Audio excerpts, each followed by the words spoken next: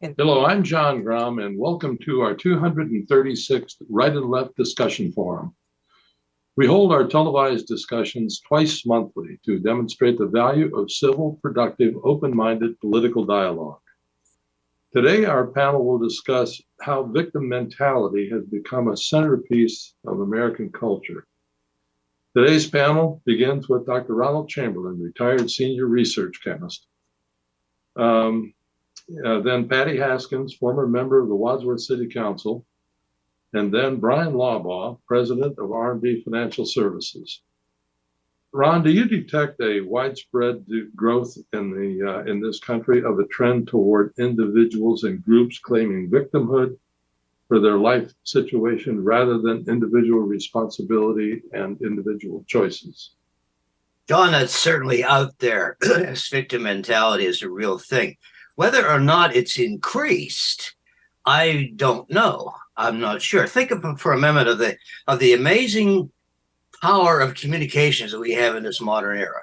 We got the internet. Anybody with a couple of bucks can have a website and express their opinion. I've got one. I've got a political blog on my website about LGBT issues, and you've got the social media. You got Facebook and Truth Social and Instagram and X and dozens of others, I'm sure.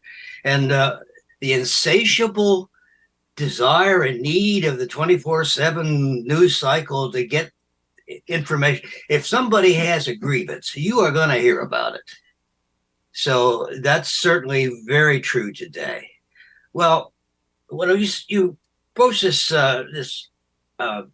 topic a week ago, I really had, I think, a strange idea what victim mentality is about. So I went and looked up some things, good old Google. And I found a couple of interesting definitions.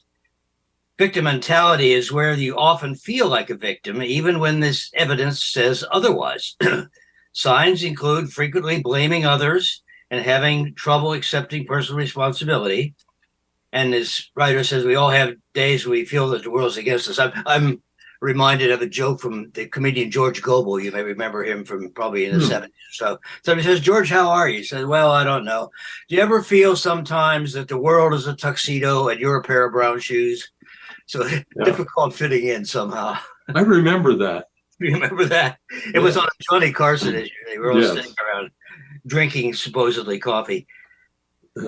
So here's another thing. Victim mindsets can develop as a coping mechanism for previous traumatic experiences, says a particular doctor who studies this. A victim mentality is when a person feels like a victim across situations, even when the evidence suggests otherwise. They may feel they have no control over what happens to them. Now, I also read that people who study this say that at this point, it's not easy you can't really tell whether this is a pathology or a personal choice. It could be either one. We like to think it's a personal choice. People just need to get a grip and take responsibility, but maybe it's not. Maybe it's not. So who are these groups? Who are these people? And I looked up some studies on that, or some thought, and the federal government laws enforced by the EEOC, Equal Opportunity Commission, makes it unlawful for federal agencies to discriminate against employees in job applications on the basis of race, color, religion, sex, national origin, disability, or age. Additionally, I found a whole bunch of other classes, some of these, including these, of course, ancestry, disability, ethnicity, gender identity or expression, genetic information. Do you have TB? Do you have a genetic thing that makes you predisposed for a disease? HIV/AIDS status, military status, national origin, pregnancy, race, religion, sex, sexual orientation, or veteran status. The only problem I see with this is that we have to have laws to enforce it. We should have no problem accepting individuals from all other sorts of conditions and groups other than our own. Should be no problem with that. However, harassment is true. People in these groups sometimes really are victimized. And I know we are suspicious about things like, it's true, I'm sure, that people can take these things for personal gain and try to set them up. There's certainly been comments about Black Lives Matter movement and the gay pride movement and so on, about people taking this as in order to advance their own issues without really looking at the broader thing about it. But I'm not sure about that, really. I think, in a way, we're all owed a certain measure of respect just because we're all human beings, a member of the same human race. And each of us, I think, decides how much additional respect we can assign to somebody or how much respect we can take away from them. We look at people have people have a certain amount of respect owed to them due to their position. And I'll end with an example. It wouldn't be me if I didn't bring politics into it, but I think the U.S. Congress and the administration and the judicial system, people in that, should be allowed a certain amount of respect from where they are and what they do, and they serve the people. On the other hand, I don't have a lot of respect for members of the Freedom Caucus. I'm rapidly losing what I had for Clarence Thomas. So I think we all have that opportunity to harass or not harass. I think it's possible that people can't accept that and try to use that to their advantage. But it's real. People are victimized. And we have to be careful about what we accuse folks of doing or not doing. Well, Patty, what are your thoughts? Well, when you think of victimization, it could be towards an individual or it could be towards a group. The ones that are the most predominant, I think, are the ones that stand out in everybody's mind, is those victimizations because of group, which due to prejudice or bias. Groups that tend to be victims could be by their ethnicity, it could be by the color of their skin, it could be because of their gender, it could be because of their religion, it could be because of their political. Yeah. There are 11 different protected groups in the U.S. now. Right, and the problem that happens in this case is that there are definitely cases where people are discriminated against or where they are victimized. And we've seen these cases where the unarmed Black man is killed on the streets by police, where the Jewish citizen is harassed on campus by those that support Hamas, where those that are either Black or of a Jewish religion or perhaps part of the LGBTQ community are harassed and made victims by organizations like the KKK. The problem, however, that has occurred, and I think Ron kind of hit it on the nose when he said it's because we see so much more of this now because of all the different ways we have with social media, is that everyone is claiming some sort of victimhood for whatever happens to them. And unfortunately, what this does is it tends to minimize the danger and the problems that occur in real cases where someone was victimized. Yeah. But every time you don't get that leg up in life, and every time something goes wrong with you, it doesn't mean it's because of the color of your skin, or you're the wrong religion, or you happen to be the wrong sex. It may just be because you made a mistake, or you did something illegal that has nothing to do with those particular classes that you are claiming because of a victim. Here's my political view coming in.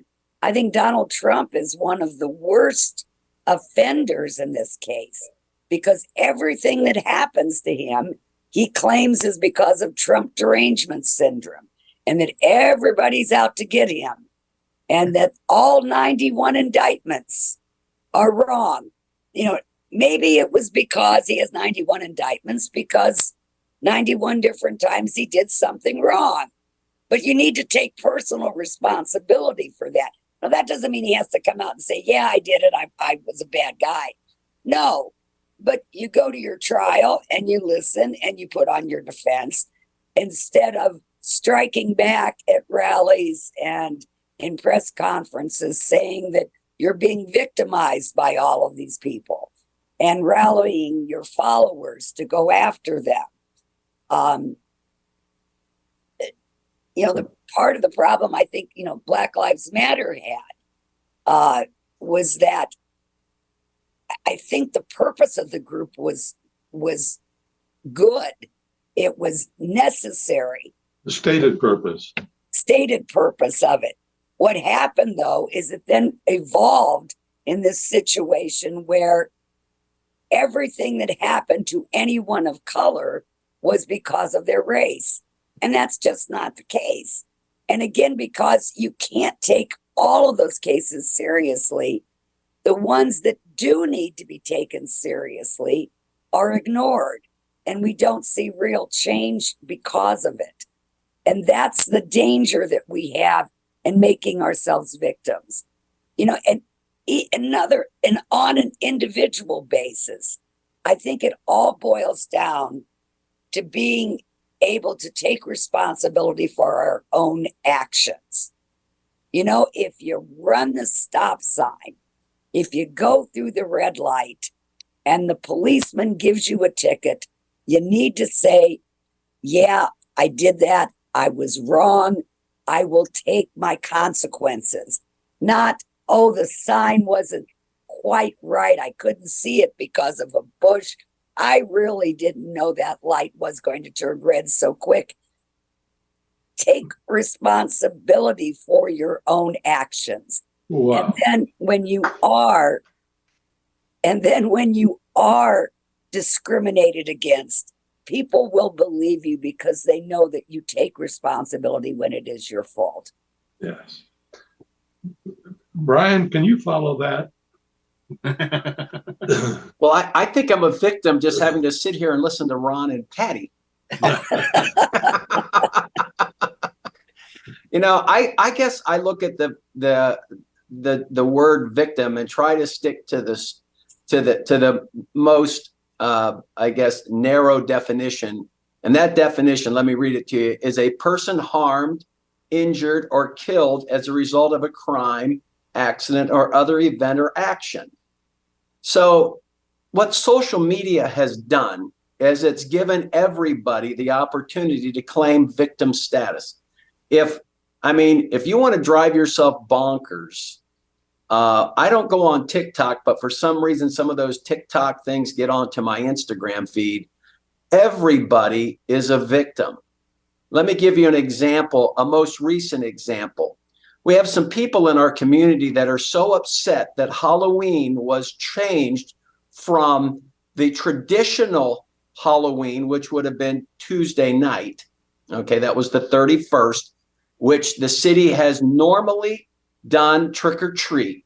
Okay, and there were a couple caveats there, but nobody wants to remember those, to Saturday, the Saturday before Halloween.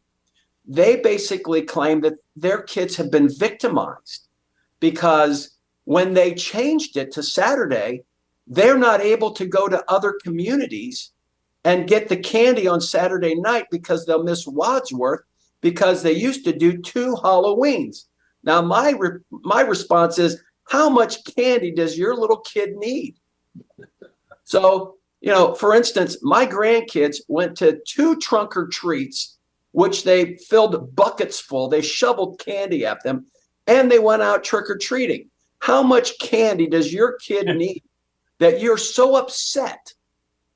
And I can't believe the city, those evil they people, those woke people at the city changed Halloween from traditional on Wednesday, October 31st, to the Saturday before. We got to get those woke people out. There was nothing woke about it.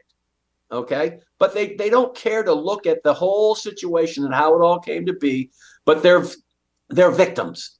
They're victims. So I really, social media has amplified this whole victim thing to where if you go out and stub your toe, you're a victim because who put that step there or who put that brick Yeah. there. You know, everybody's got a complaint. It just, I mean, we've turned it upside down to where we've devalued the real word. You know, I think of a victim as the lady walking down the street and someone comes up behind her and colcocks her and Grabs puts a her in the purse. hospital with a brain bleed. She's a victim. You know, the victim of recently a gentleman that I work out with, and I remain nameless, was killed by a gentleman that was driving drunk in the afternoon. He died because of that. He was a victim.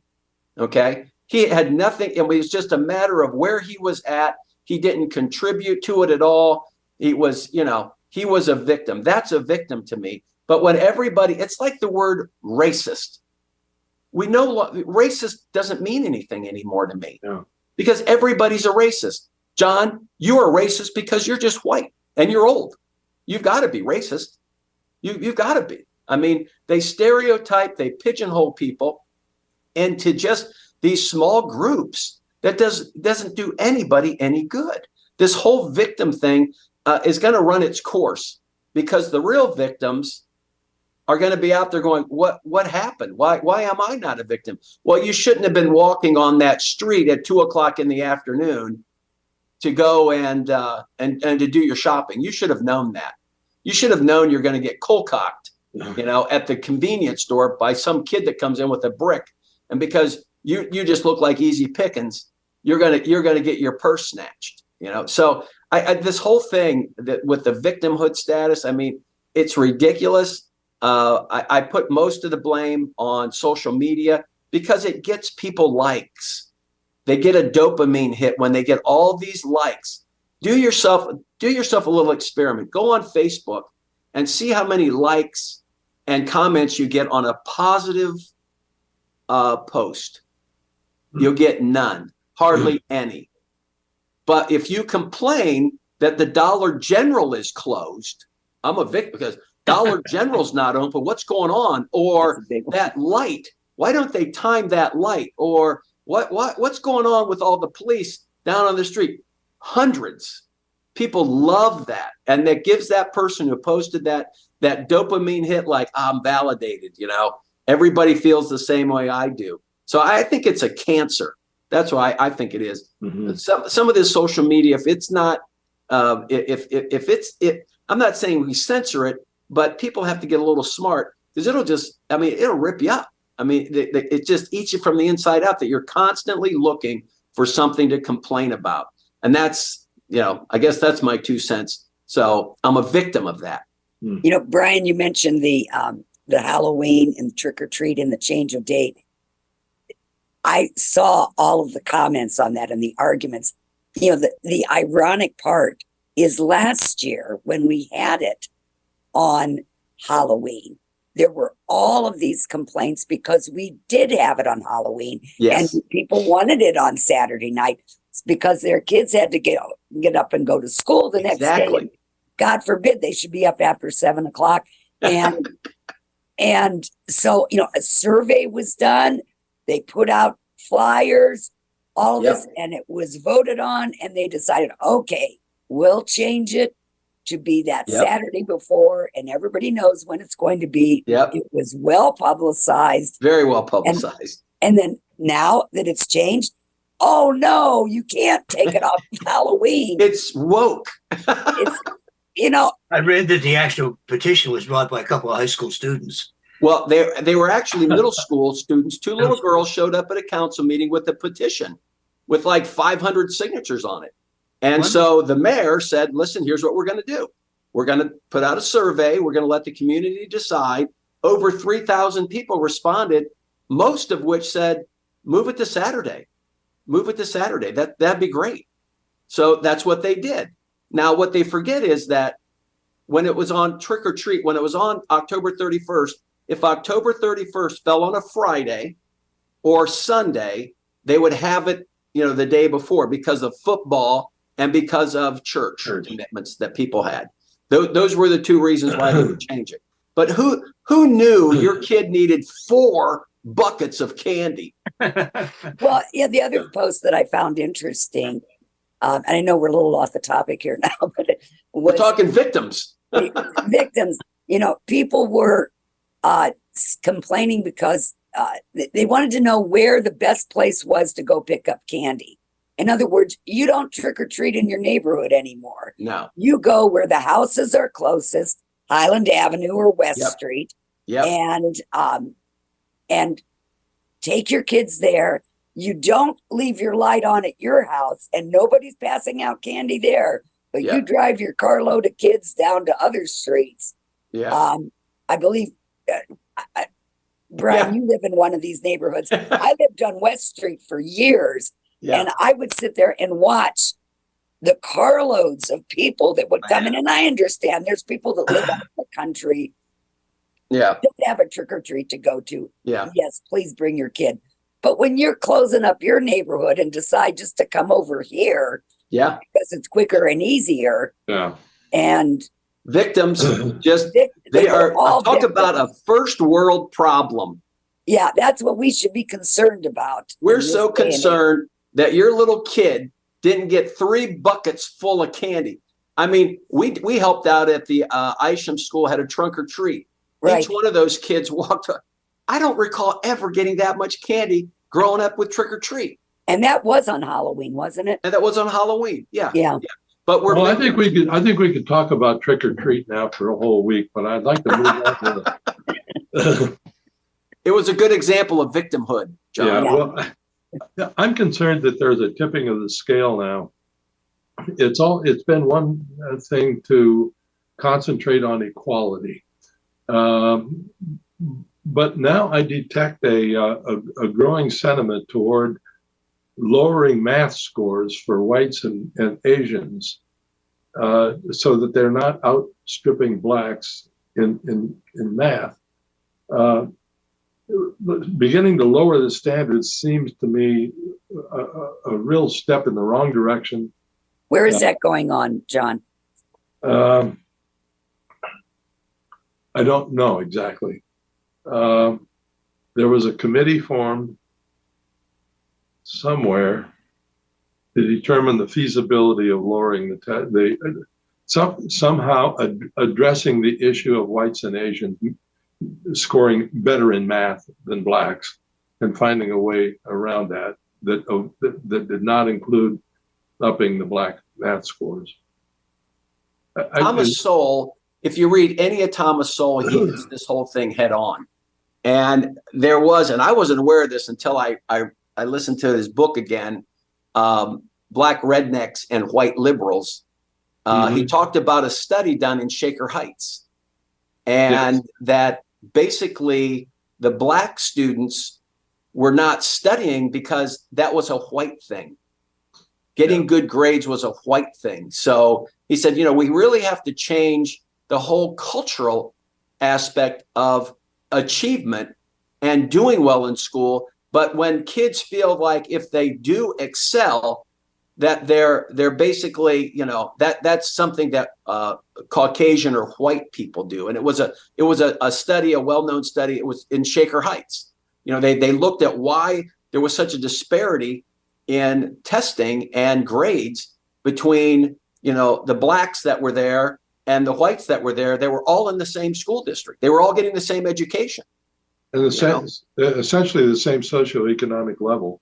Same. I mean, and Shaker Heights is, I would say, Very diverse. Very diverse and upwardly, upward on the upper end of the socioeconomic scale, to live there. And it was, they were like, well, why do we have this disparity when the students getting the same education? And it came down to one of those factors was it wasn't, you weren't, I guess you could say they weren't black enough if they weren't failing, or they didn't do their homework, or they didn't participate in class, those types of things. I think it's important that in no way, shape, or form do you lower standards. I mean, it's a well-known fact in education that students will, if you raise your standards, they will work up to them. But if you lower the standards, students will work down to them. And unfortunately, this is a difference between school districts that you see. That in some school districts, in order to make their grades look better And to appease parents, they set the standards very low. And when the standards are set low, and that's all expected of the kid, that's all they do. If you raise those standards and expect more out of the kids, they will work up to it. Now, does that mean that everyone is going to be an Einstein or be very, proficient in mathematics? No, we all have different skills and different abilities based upon our training and what we have learned in life. So, there are limitations, but lowering standards so that you can make everyone equal. Unfortunately, we're not all equal. I mean, I'm never going to be an NBA basketball player, right? No, why not? Well, I just think maybe No, it's short. 2 No, inches it's taller, short. maybe. Well, I think Patty brings up a good point. And when we start to mess around with what has been proven to show achievement and education, academic education, we really, the downstream effect is just something that we really don't want to go there. I've always said this, I don't care, man, woman, black, Asian, whatever. I want the best person flying that airplane. Okay. Right. Yeah. I don't want that graded on a curve. Okay. I don't want my pilot to be graded on a curve, whether he can land that sucker. I want if that's a woman, great. If it's a man, great. If it's whatever, I want the best possible person. And when we start messing with standards, we don't get that. The outcome we do not get the outcomes that we want. And everybody's afraid. I think everybody's afraid of failure. They don't want their kid to get a B because they want them to get an A, so they lower the standard. Well, you learn more from some of your failures. I want to make a comment that I had made 2 weeks ago on our program, but before we sign off, I've been concerned lately about organizations, universities, especially having a director for diversity, inclusion, and equity. And I would like to add the responsibility of decision-making and effort to those three things, and encourage people to make better decisions and apply themselves in order to have equity. That's all I have to say, and we're done. Thank you very much, folks.